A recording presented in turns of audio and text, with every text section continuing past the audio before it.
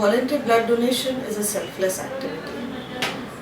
A person who needs blood, at the time of need, if he does not get the blood, then that a simple situation can become a very critical, serious situation and also can lead to a fatal end if the person does not get the blood required, because there is no substitute for blood. And this blood can only be procured by a person after a donor donates it voluntarily. So voluntary blood donation is the most important thing. A lot of people say that we don't get a call or we are not asked for blood. But then please don't wait to be asked for blood, because the need of the patient cannot be said. When will a patient need blood? We cannot anticipate it. Of course, in some cases we can, if the person we know is going to undergo surgery, or a person who regularly needs transfusion like a thalassaemic kid. But even over here, when they need transfusion regularly as a kid, as a thalassemia child or thalassemia patient, I can say, there are some situations where suddenly the hemoglobin drops and they need more than 1 or 2 units. And these kind of things cannot be anticipated at all times. So the best would be, whenever a person is in good physical health and mental health, just come forward and donate blood. This donation, it's absolutely voluntary, and this is not a replacement donor where a person gives blood because the recipient needs it at that time.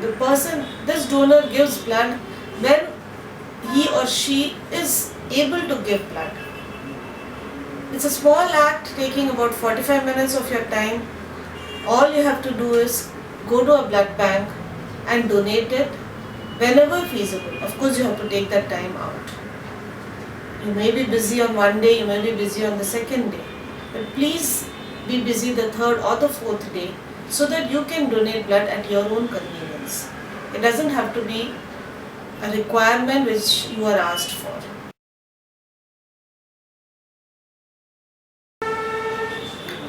Lots of times you must be getting a call where a person says there is a requirement of a B positive or an O positive blood in so and so hospital.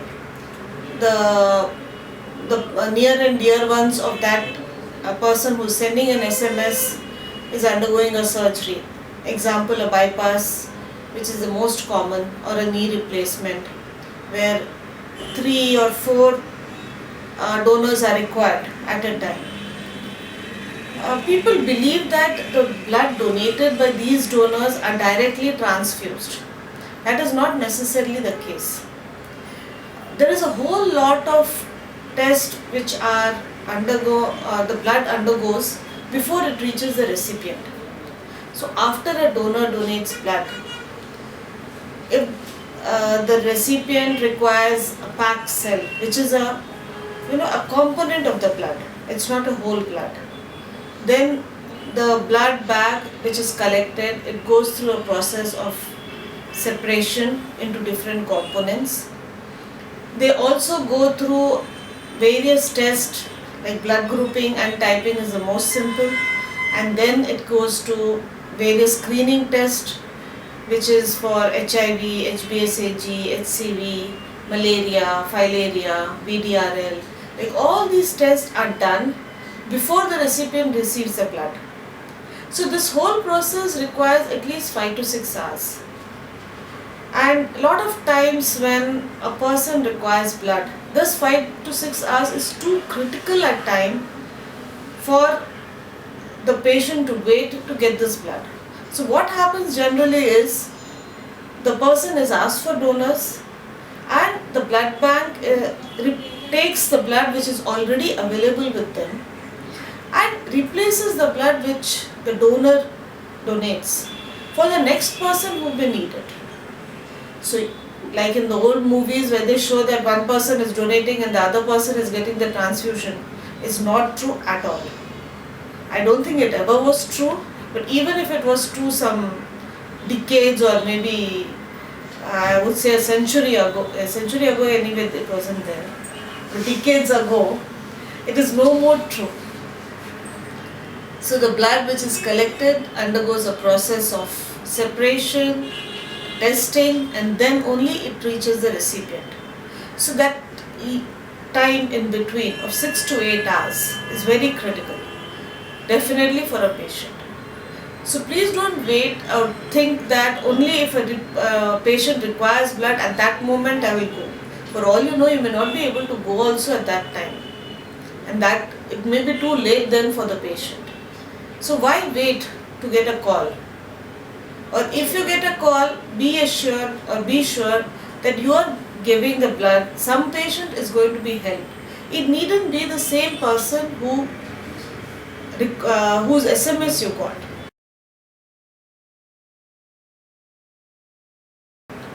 Sometimes after post-donation, there is a small seepage of blood under the skin. When this happens, there will be a small reddish patch initially, followed by discoloration, which is bluish black. There might be slight pain also in that area. This happens because the blood, when you take out the needle from the skin after donation, a little amount of blood can seep under the skin, and it gets collected over there and leads to this. This is not a big major issue, though it looks quite dreadful, and people get scared seeing that patch over there. But actually it is not harmful at all, because the small amount of blood, కొంచెం ఉంటుంది blood, ఏం ఎక్కువ ఉండదు అది. The skin కింద ఉన్నప్పుడే it just clots and becomes bluish black later on. Initially red and then bluish black, green and then bluish black actually. Danki treatment, it's very simple. All you have to do is just put some ice. If you have any other problem there, please call wherever you have donated blood, the people over there, and they will tell you what to do about it.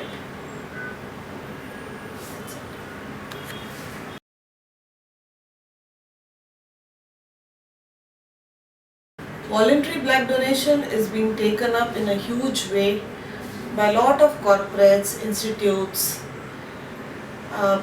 number of communities, colleges, where they all get together and promote donors.